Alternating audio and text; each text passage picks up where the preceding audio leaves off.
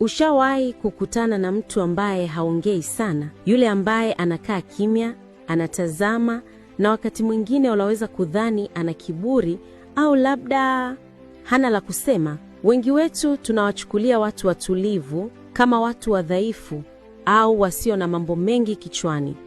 Lakini saikolojia inatuambia kitu tofauti kabisa. Ukweli ni kwamba ukimya wao si utupu, ni maktaba iliyojaa siri nzito. Leo tutaenda kufungua pazia na kuangalia mambo 11 ya kisaikolojia kuhusu watu watulivu ambayo asilimia kubwa ya jamii hawayajui.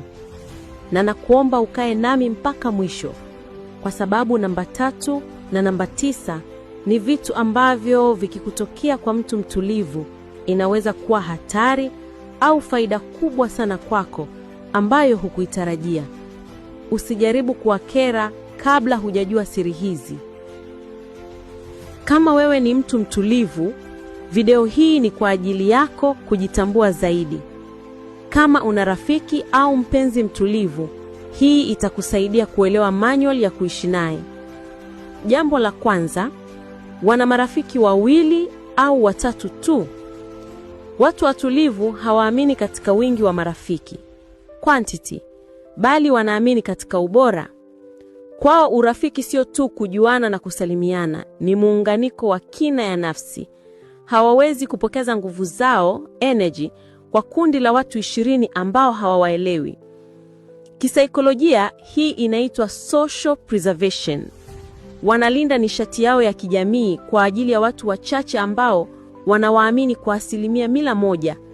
Hivyo, ukimwona mtu mtulivu amekuchagua kuwa rafiki yake, jua wewe ni wa thamani sana kwake. Amekuchuja na amekupa nafasi ya pekee. Jambo la pili, wakishazoea kuwa karibu na wewe wanakuwa waongeaji sana. Hapa ndipo wengi wanapochanganyikiwa. Unakuta mtu alikuwa kimya sana siku ya kwanza, lakini mkishakuwa marafiki hawezi kufunga mdomo. Hii inatokea kwa sababu ukimya wao ulikuwa ni ngao ya ulinzi. Wakishahisi wako salama na wewe, psychological safety, wanashusha ile ngao. Wana mambo mengi sana ya kuongea ambayo wameyahifadhi kwa muda mrefu, lakini wanayaachia tu kwa mtu ambaye wanahisi hata wahukumu. Jambo la 3, wanakusanya hasira nyingi ndani. Usijaribu kuwakera. Hii ni warning. Watu watulivu wana tabia ya kumeza mambo. Mtu anapowakosea, mara nyingi hawapigi kelele hapo hapo, wanavumilia, wanameza na kuhifadhi. Tatizo la kisaikolojia hapa linaitwa repressed anger au hasira iliyofichika. Siku wakiamua kulipuka, hawalipuki kwa kosa la siku hiyo tu, wanalipuka kwa makosa yote ya nyuma uliowahi kuyafanya. Hasira yao huwa kali, ya kuogopesha, na inaweza kuvunja mahusiano moja kwa moja pasipo kurudi nyuma. Hawa sio watu wa kujaribu. Jambo la 4, wana hadithi nyingi na mawazo mengi kichwani. Sababu kubwa inayowafanya wawe kimya ni kwamba spika zao ndani iko busy sana. Wanapokuwa wamekaa kimya, usidhani wako blank. Kichwani mwao kuna mjadala unaendelea. Wanatunja hadithi, wanachambua matukio ya jana, au wanapanga future. Dunia yao ya ndani, inner world, ina kelele nyingi na shughuli nyingi kuliko dunia ya nje. Hii inawafanya wewe wabunifu sana, creative, lakini pia inawachosha haraka wanapokuwa kwenye mazingira yenye kelele. Jambo la 5, wanaficha hisia na maumivu yao ndani. Hii ni sifa inayoleta huzuni kidogo. Watu watulivu wanaamini sana kujitegemea kihisia. Wana ile dhana poto ya kisaikolojia inayoitwa burden fear, hofu ya kuwa mzigo kwa wengine. Wanaamini kimya ni dawa na kwamba hakuna mtu atakayejali maumivu yao kama wanavyojali wao wenyewe. Hivyo, unaweza kumwona anacheka, lakini ndani ana vita kali sana anapambana nayo peke yake. Jambo la 6, tabasamu lao ni genuine na kicheko chao ni kipekee. Kwa sababu hawaigizi maisha, wanapocheka wanacheka kweli. Hawana tabasamu la kinafiki la biashara. Utafiti unaonyesha kwamba watu watulivu wana micro expressions ambazo ni halisi zaidi.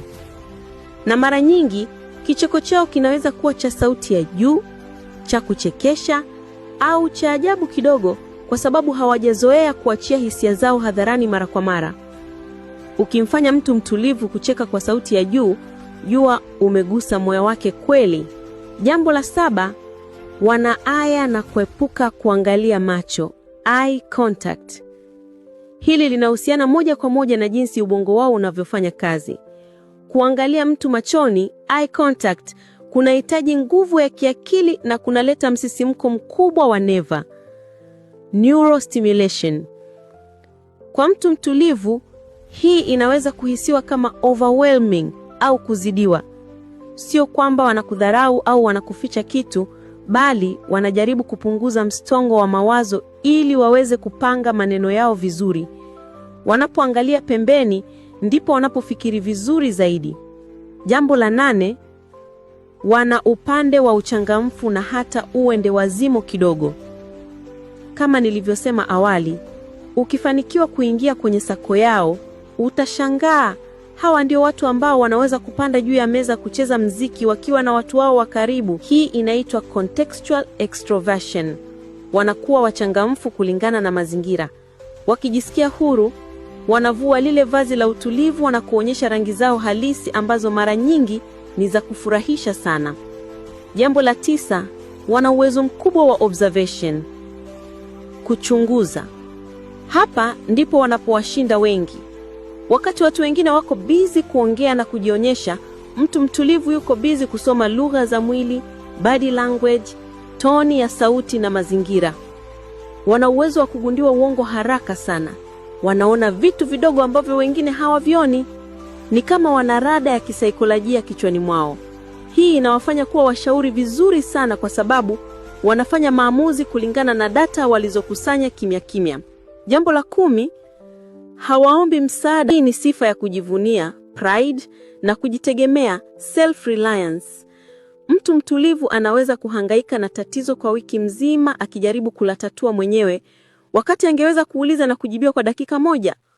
Kisaikolojia, kuomba msaada wanatafsiri kama kupoteza uhuru wao wa kuamua. Wanataka wajithibitishie kwamba wanaweza. Hivyo akija kwako kuomba msaada, jua amekwama kweli kweli na hana namna nyingine. Jambo la 11, ni waaminifu sana, loyal. Kutokana na point namba 1, kuwa na marafiki wachache, uaminifu kwao ni kila kitu.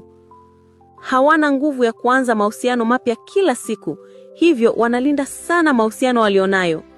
Hawa ndio watu ambao hawatotoa siri zako, hawatokusaliti kirahisi, na watasimama na wewe kwenye shida kwa sababu kwako wamewekeza hisia zao zote. Katika dunia ya sasa iliyojaa usaliti, kuwa na rafiki au mpenzi mtulivu ni hazina. Unapomwona mtu mtulivu ofisini, darasani au nyumbani, usimhukumu kwamba hana la kusema. Ana dunia mzima ndani yake. Ana hisia kali, ana akili ya kuchunguza, na ana upendo wa dhati kwa wale wachache alionao.